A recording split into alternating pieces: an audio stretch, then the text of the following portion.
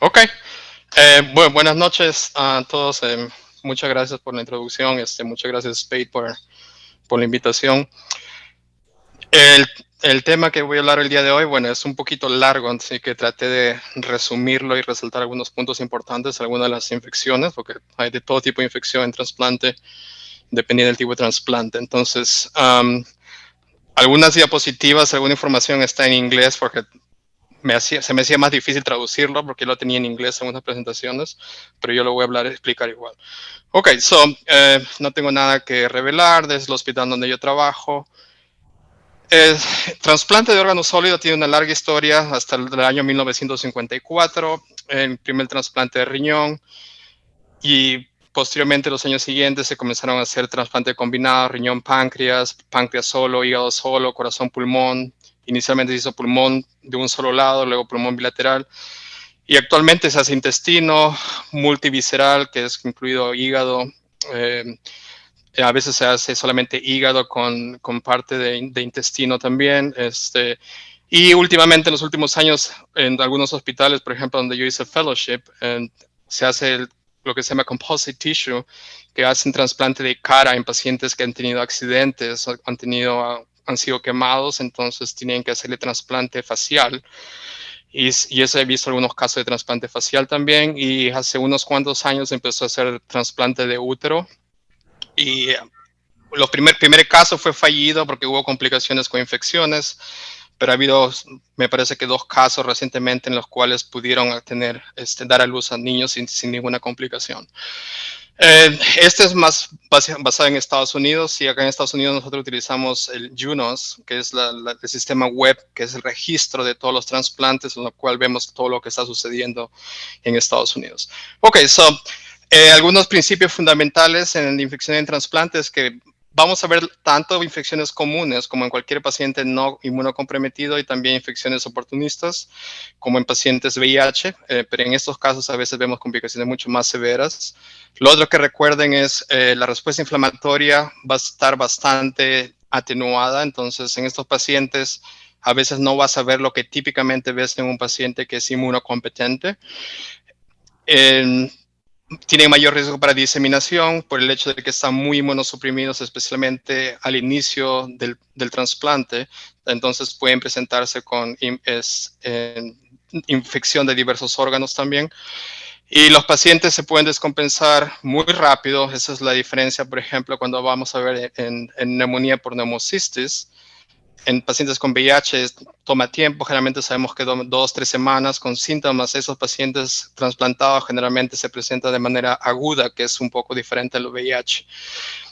La anatomía es alterada, por lo tanto eso también se tiene que tener en cuenta cuando uno evalúa un paciente, por ejemplo, con trasplante de riñón. Tiene que saber dónde está el riñón que ha sido trasplantado, cómo ha sido la anastomosis realizada. De igual manera, en la parte pulmonar, muchas veces la parte del flujo sanguíneo no está bien porque han cortado los vasos. Entonces todas esas cosas también se tienen que tener en cuenta y hacen más complicado esta área. Lo otro es que muchas veces nosotros nos basamos en estudios serológicos, ¿no?, para diagnosticar ciertas infecciones. Pero en este caso, como el paciente está comprometido, no va a poder desarrollar anticuerpos, y muchas veces no tenemos estudios positivos cuando hacemos estudios de anticuerpos. Por eso tenemos que hacer muchos diagnósticos invasivos, especialmente acá en Estados Unidos. Siempre somos bien invasivos cuando tenemos que hacerlo, no es por las puras, pero eso nos facilita hacer el diagnóstico más rápido y un tratamiento más oportuno, y de esa manera disminuir la mortalidad. Y el tratamiento a veces es un poco complicado por las interacciones. Si el paciente está con tacrolimus, que es uno de los inmunosupresores, tienes que ver qué medicamento está para ver la interacción, si es que le sube o le baja el nivel, porque quieres evitar luego toxicidad. Entonces, trasplante es un poquito complicado también la parte de tratamiento, porque a veces no puedes utilizar ciertas drogas que utilizarías en otros pacientes.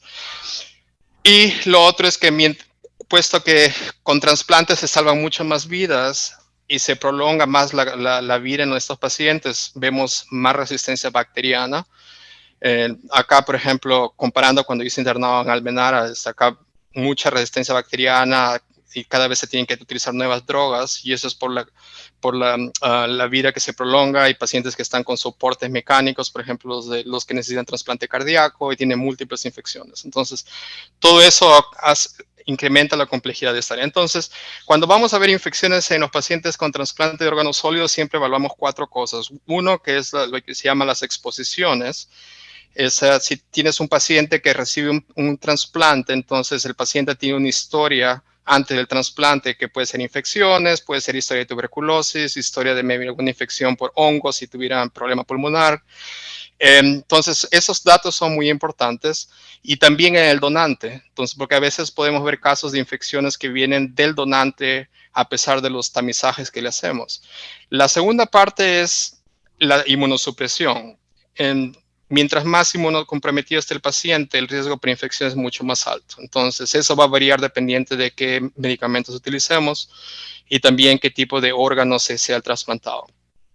Lo que se llama el post-transplant timeline, que es básicamente el cronograma o el tiempo después del trasplante, lo cual nos permite pensar, ok, ahorita lo más probable que sean estas infecciones. Eso le voy a mostrar un cuadro más adelante, y eso te ayuda un poco a pensar más o menos qué puede estar pensando. Y la prevención, que no voy a tocar mucho, no voy a tocar en esta presentación, es básicamente vacunas que se realizan pre-trasplante, post-trasplante, medicamentos profilácticos, por ejemplo, cotrimoxazol, para prevenir infecciones, o antivirales para el citomegalovirus y esas cuestiones. Cuando estas entran en juego es lo que luego te va a determinar qué tan probable tu paciente tenga una infección o no. Entonces, esto es lo que mencioné respecto a las exposiciones. El que recibe el órgano va a tener su historia, como mencioné. Entonces, y aparte, luego del trasplante va a estar expuesto a cosas en la comunidad.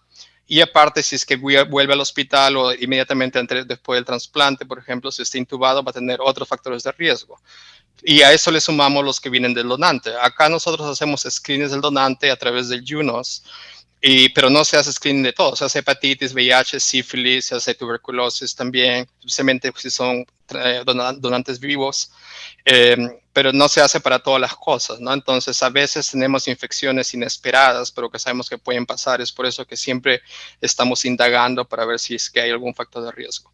Entonces, eso va a generar el riesgo infeccioso, y esto es lo que mencioné acerca de la inmunosupresión. Acá mucho hablamos, lo llamamos the net state of immunosuppression, que es el nivel de inmunosupresión global que tu paciente tiene, a lo cual se va a sumar tal vez el paciente estuvo recibiendo terapias inmunosupresoras antes, si es que es un trasplante de hígado, por ejemplo, por hepatitis autoinmune, de repente estuvieron recibiendo esteroides crónicamente, o metotrexato, cosas así. Entonces, diversos daños en las barreras también que tenemos naturales. El paciente tal vez es neutropénico, linfopénico, o tiene las gamma globulinas bajas, o paciente con lupus. Todo eso de acá se suma, y al final es un equilibrio básicamente, ¿no? Nosotros no queremos que haya rejection, o sea, que no haya rechazo del órgano, pero tampoco queremos que haya infección. Entonces, ahí es donde trabajamos mucho nosotros acá con los cirujanos, y con los clínicos de cada órgano también, para encontrar como ese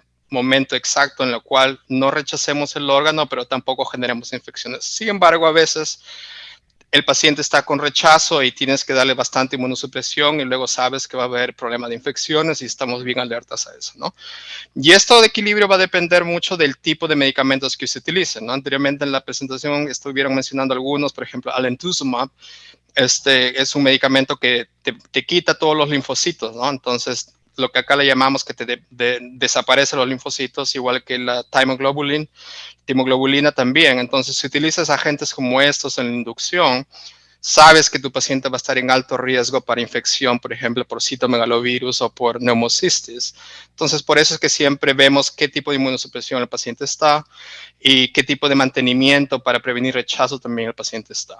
Entonces, eso es muy importante. Y eso es lo que mencioné como el cronograma después del trasplante. Entonces, acá siempre se utiliza el criterio de un mes, primeros 6 meses y después los 6 meses. Y esto es porque el primer mes, como ustedes pueden ver acá, el paciente recién recibe el trasplante, está hospitalizado. Por lo tanto, muchas de las infecciones que pueden ver acá probablemente son del hospital, ¿no? Nosocomiales.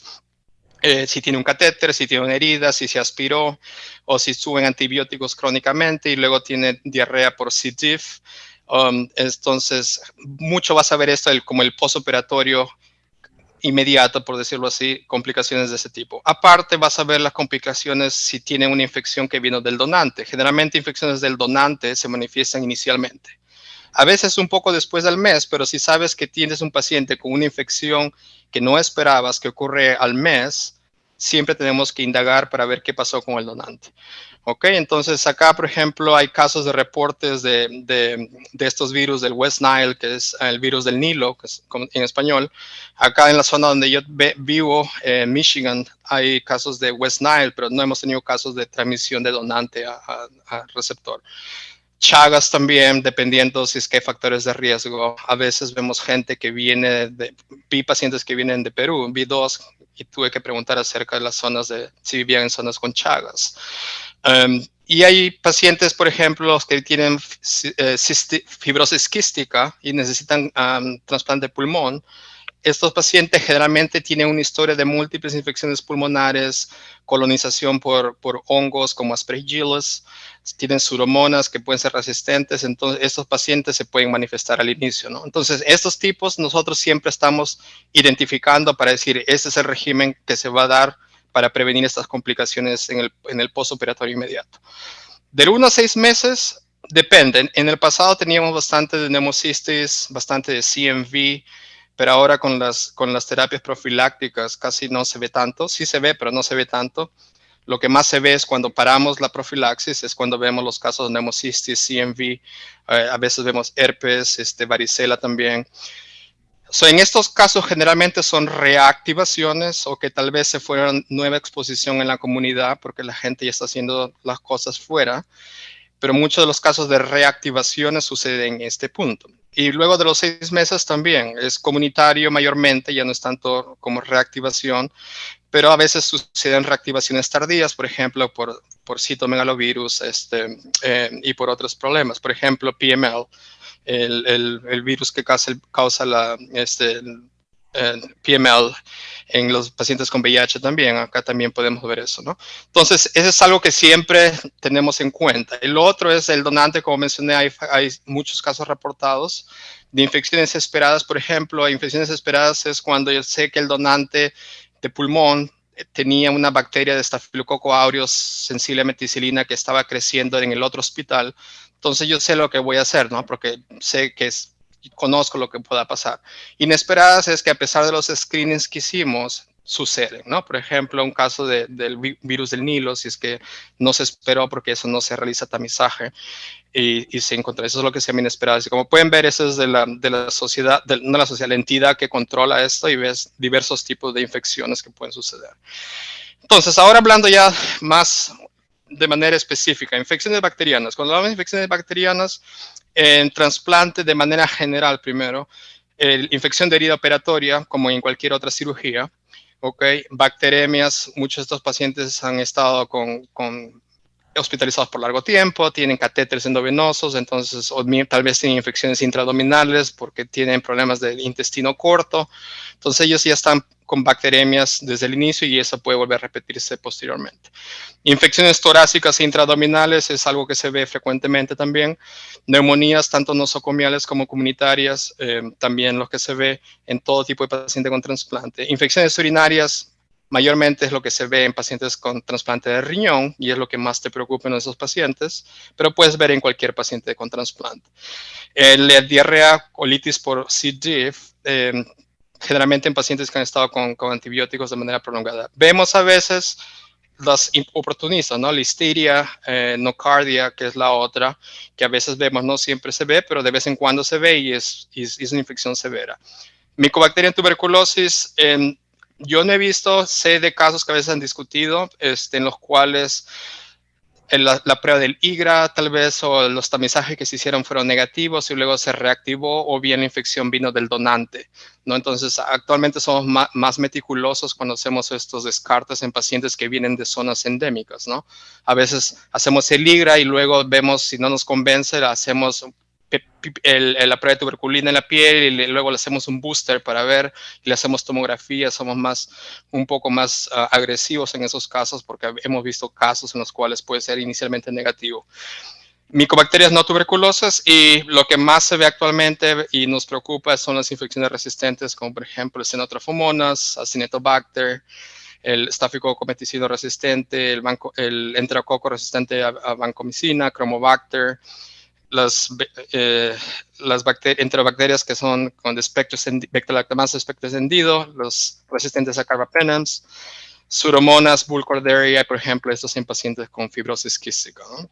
Entonces, brevemente, para mencionar algunas cosas en algunos órganos. En riñón, siempre va a depender de los riesgos, ¿no? Paciente con catéter urinario, tal vez tienen vejiga neurogénica, mujeres post-transplantadas, tienen diabetes que no está controlada, o tuvieron que dejarle un stent, o tienen reflujo vesículo-ureteral debido a la forma de la anastomosis, que muchos de los pacientes tienen esa complicación, o tal vez tienen cálculos, o tal vez hay estenosis de la anastomosis, o tal vez la anastomosis está escapándose la orina porque hubo como dehiscencia, o se forman colecciones. Entonces, todo eso son los riesgos que van a generar estos pacientes que hagan infecciones posteriormente con bacterias, y sean urinarios como cistitis, pielonefritis o hasta abscesos renales y abscesos perinéfricos, ¿no? Entonces, esto es de las guías de Estados Unidos que utilizamos de la Sociedad de Trasplante, ¿no? Lo que recomiendan cómo sea el diagnóstico. Lo que más nos preocupa acá son las pielonefritis, ¿no? Porque estos pacientes básicamente es infección del órgano trasplantado y sabemos que a veces pueden traer complicaciones, la creatinina se puede elevar, entonces es básicamente el criterio que quería mostrarles ahí. Tratamiento, solamente para enfatizar aquí, no está recomendado hacer screening para bacteriuria asintomática en los pacientes con trasplante renal, no está recomendado, porque no se ha encontrado que altere pues en el futuro los resultados. Pero si tú tienes un paciente que le encuentra sintomática y bacteriuria, o sea, el cultivo es positivo, lo que se recomienda es que le repites el cultivo, y si vuelve a mostrar el mismo patógeno y estás durante los primeros 60 días después del trasplante, es cuando debes tratarlo. Si estás después de los 60 días, no tienes que tratarlo porque no ha mostrado que incremente el riesgo para pielonefritis o rechazo renal. Cistitis, esa es más simple, se maneja de manera simple, y la pielonefritis en pacientes trasplantados es diferente, porque acá se llama pielonefritis del trasplante renal, lo cual tú tienes que tratarlo por 2 semanas hasta 3 semanas, dependiendo de la severidad. Ok, infecciones recurrentes, básicamente lo que sugieren acá es hacer un algoritmo diagnóstico para ver lo que está sucediendo, y muchas veces acá tenemos que trabajar con los urólogos y para ver si se puede optimizar. Y generalmente no recomendamos antibióticos desde el inicio, a no ser que la persona se evaluó esta parte y no hay nada más que hacer para ayudar aquí. Entonces vemos que el paciente tiene infecciones severas, pielonefritis, sepsis, shock séptico. En esos casos podemos considerar antibióticos profilácticos de manera supresiva después de las infecciones. De lo contrario, no recomendamos nada. En hígado es similar, básicamente. Pacientes tienen peritonitis, colangitis, cuando las anastomosis no se unen bien y comienza a hacer un leakage de la bilis, o hay estenosis, o de repente tienen stents. Esto es algo que siempre nos preocupa en trasplante hepático, es la isquemia de la arteria hepática, porque la arteria hepática irriga los conductos biliares. Entonces, cuando hay estenosis de eso, básicamente hay un infarto de todas las vías biliares y comienza a formar biliomas, ¿no? Que es la acumulación de bilis, por lo que todo está básicamente necrosado en las paredes biliares. Pacientes con trasplante por segunda vez o tercera vez, o si tienen que llevarlo a sala de operaciones nuevamente por sangrado, todo esto incrementa infecciones. Entonces, muchos son infecciones intraabdominales, infecciones de los biliomas, abscesos hepáticos y colangitis. Hay pacientes que sus enfermedades primarias recurren, por ejemplo, la colangitis esclerosante. En esos pacientes vuelven a tener colangitis después del trasplante, ¿no? Entonces, algo que siempre enfatizamos aquí es cuando tienes un paciente con bilioma, nosotros vemos mucha incidencia de enterococos, especialmente resistente a vancomicina. Entonces, si vemos un paciente que aparentemente está infectado y con un bilioma, nosotros siempre cubrimos para enterococos, ¿no? Páncreas, intestino, básicamente son las anastomosis cuando está filtrándose y luego pueden hacer infecciones intraabdominales, abscesos. Intestino, este es el más complicado. Muchos centros acá no hacen trasplante de intestino porque tiene demasiadas complicaciones. Pero es de manera similar. Bacteremias, muchos de ellos están en nutrición parenteral con catéteres, entonces suelen tener bastantes casos de bacteremias. Pero al final el riesgo va a depender qué tipo de trasplante de intestino hace. Como puedes ver, si es intestino solo, con hígado o es multivisceral. En corazón, que es, por ejemplo, algo que yo veo aquí, vemos los riesgos, son pacientes que tienen bacteremias, muchos de estos pacientes han estado en ECMO, que es o han tenido un LVAD, que es la bomba de mecánica para soporte asistido. Estos pacientes a veces vienen con infecciones antes del trasplante, entonces posteriormente podemos ver casos de bacteremias, infección de la herida operatoria, la esternotomía, mediastinitis, como pueden ver aquí. Y el problema es que cuando hay infección de la herida operatoria y llega al hueso, como pueden ver, tienen estos como cablecitos que es como las suturas, y estos pacientes necesitan estar antibióticos básicamente de por vida, ¿no? Entonces, por eso siempre somos bien cuidadosos con eso. Y esto es lo que mencioné de los dispositivos de ventricular asistido para los pacientes antes del trasplante cardíaco. Muchos de ellos vienen con infecciones, como pueden ver aquí. Este es lo que le llamamos la cánula o el driveline, entonces está con una infección. Y generalmente vemos estafilococo aureus. El problema es cuando vemos pseudomonas, porque no podemos darle supresión antibiótica antes del trasplante, porque muchas veces recurren y tienen más resistencia. En pulmón, nosotros siempre decimos acá que es uno de los órganos más contaminados y sucios porque está abierto al ambiente, entonces siempre tiene mucha colonización con diversas bacterias y hongos. Pero a veces, como pueden ver, la anastomosis, que es donde se unieron los nuevos pulmones, a veces vuelven con poco flujo sanguíneo y se ponen isquémicas y eso aumenta el riesgo por infecciones como traqueobronquitis, infección de anastomosis, neumonías, empiemas, es algo que siempre, a veces vemos, no siempre, y la infección de la herida operatoria. Y esto para solamente mencionar, en trasplante pulmón y corazón siempre estamos preocupados por micoplasma y ureoplasma, porque estos casos infectan la herida, a veces producen neumonía, y puede producir encefalopatía. Entonces, en estos pacientes, nosotros normalmente monitoreamos el nivel de amonio en la sangre si es que el paciente está confundido. Moviéndonos ahora más a las infecciones oportunistas. Nocardia es algo que no vemos frecuentemente, pero cuando vemos es algo bien agresivo, que pueden presentarse con nódulos cavitados, como pueden ver aquí, y mucho se va al cerebro. Entonces, siempre que vemos un caso de nocardia en pulmón, en un paciente inmunocomprometido como trasplantados, recomendamos hacer una resonancia de cerebro para descartar infección de nocardia en el cerebro. Tratamiento de elección es el Bactrim, pero al final va a depender de qué tipo de infección estás tratando. Cuando es diseminada, a veces tenemos que tratarlo con 3 drogas endovenosas, al menos 2 de ellas. En las infecciones virales, ahora moviéndonos más a los virus, vemos de todo, pero la que más quería enfatizar es el citomegalovirus, porque es la que más nos preocupa post-trasplante. Entonces, es un herpes virus, muchas veces lo adquirimos de niños, pero no sentimos nada, o de adultos pensamos que tenemos como mononucleosis, o a veces no sentimos nada, y después de eso tenemos el anticuerpo positivo, ¿no? Y esta es básicamente la curva que sucede después de la primera infección. El problema es que cuando tenemos el trasplante, todos los medicamentos inmunosupresores bloquean esto de acá y es por eso que nosotros estamos a alto riesgo para hacer enfermedad por citomegalovirus. Entonces, siempre evaluamos los riesgos para citomegalovirus. ¿Quién tiene más riesgos? Por ejemplo, cuando el donante fue citomegalovirus positivo, recipiente negativo, o si recibieron medicamentos que borran todos los linfocitos, y pulmón, páncreas, intestino, por lo que tiene bastante tejido linfoide. Como pueden ver acá, hígado y riñón generalmente es riesgo bajo. Y entonces, de acuerdo con esto, nosotros más o menos decimos qué tan probable es mi paciente y por cuánto tengo que dar la profilaxis, cuándo puedo parar la profilaxis y cuán agresivo tengo que ser.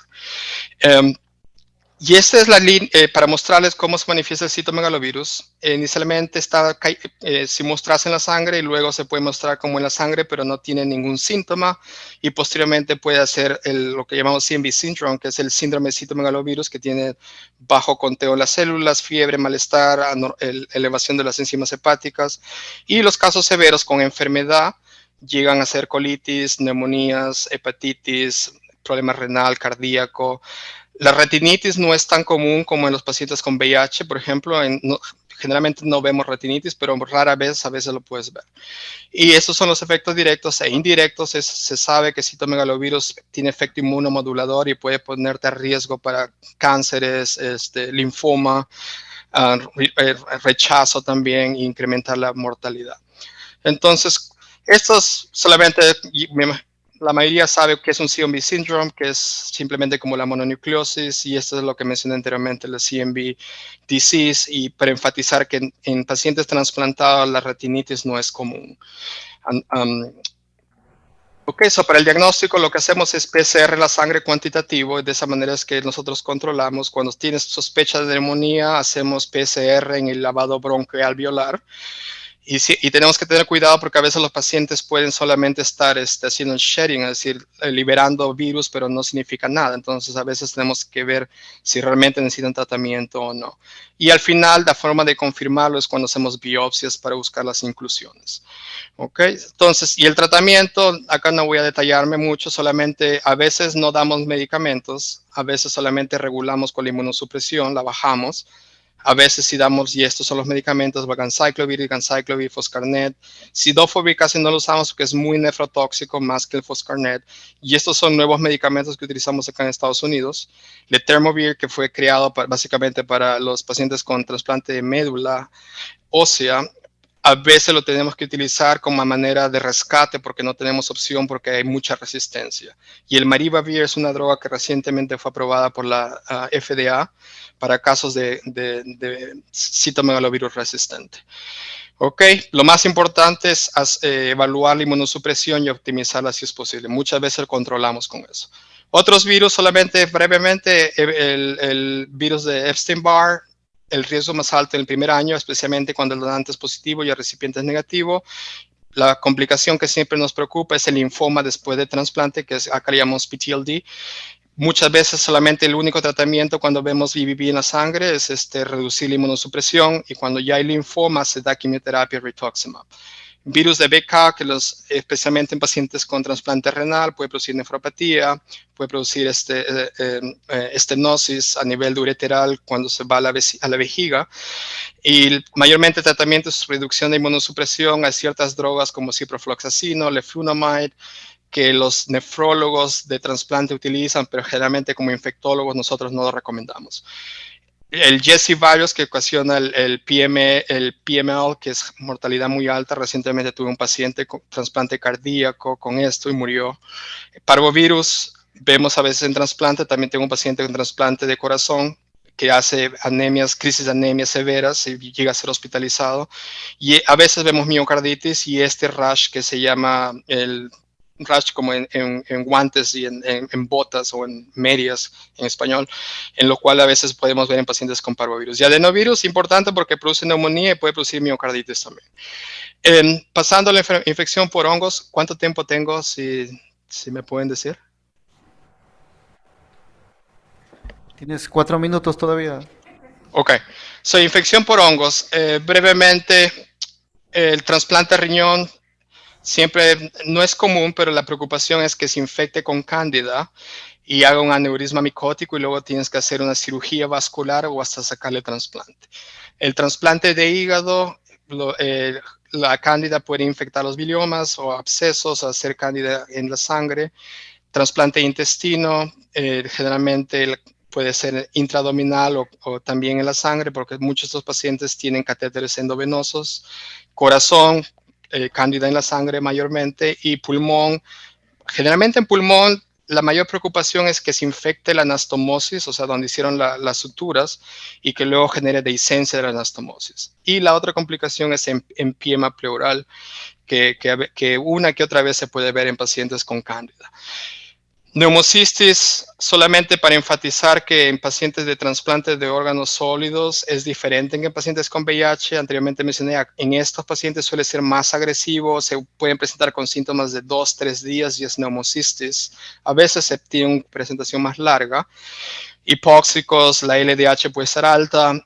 Acá medimos el beta-diglucan, que es parte de la pared de algunos de los hongos. Entonces, cuando está elevado, nos hace pensar que podría ser neumocistis. Si está normal, decimos que lo más probable es que no sea neumocistis.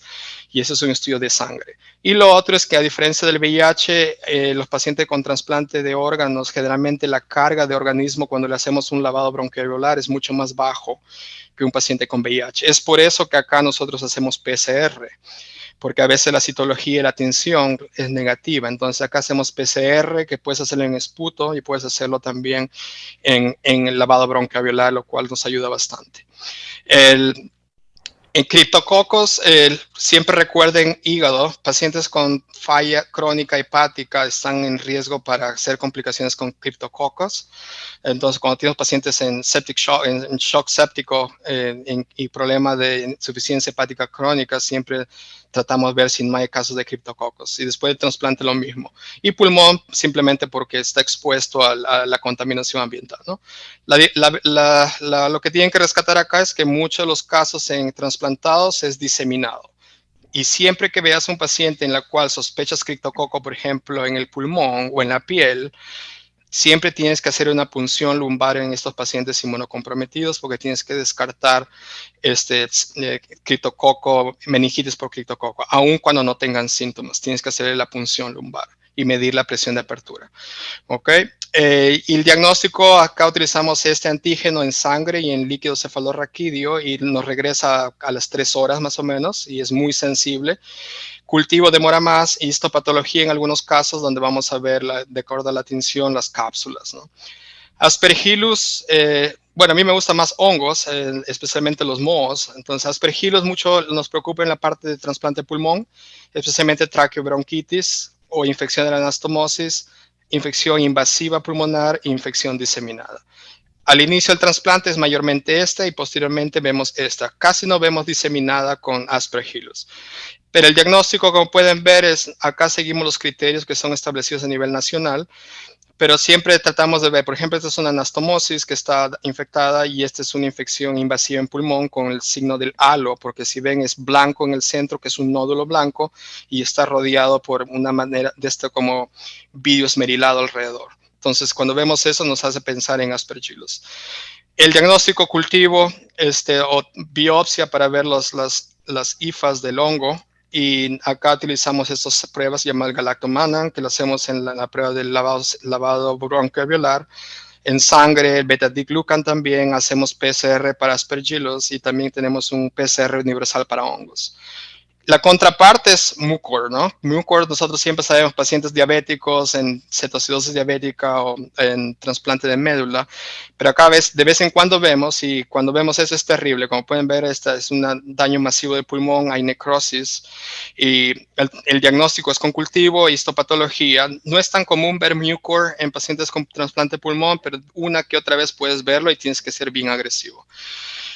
Y en parásitos, solamente para mencionar que lo único que nos vemos con frecuencia a veces es toxoplasmosis y estrongiloides, y puede ser infección de novo, sacración lacrista o reactivación. Solo para mencionar en toxoplasmosis, que puede padecerse a la neumonía por neumocistis, o sea, tiene la misma presentación, puede dar miocarditis, pancitopenia, y muchos de estos pacientes, si es diseminado, pueden morir. Para el diagnóstico, lo que más usamos acá es el PCR, la histopatología. Hacemos PCR en líquido cefalorraquídeo, en sangre, en lavado bronquialveolar, y eso nos ayuda bastante. Tratamientos no voy a mencionar, que eso es igual que en pacientes con VIH. Y estrongiloides, solamente para enfatizar que es algo que siempre descartamos, porque acá aún cuando estamos en Norteamérica se pueden ver casos de estrongiloides, y siempre tenemos que estar pendientes si no hay infección por HCV, porque esto generalmente genera un tratamiento refractario. ¿Ok? Ok. Y esto es a veces lo que vemos en pacientes que le hacen neumonía por estrongiloides, vemos el parásito ahí en el lavado bronquialveolar. Y acá lo que hacemos como tamizaje es una prueba de serología por ELISA en los pacientes que van a trasplante. Tratamiento ivermectina. Y en este último, Cryptosporidium, solamente para enfatizar, es algo que a veces tenemos que descartar, especialmente en pacientes que vienen con diarrea de semanas, falla renal y cuando tienen tacrolimus elevado.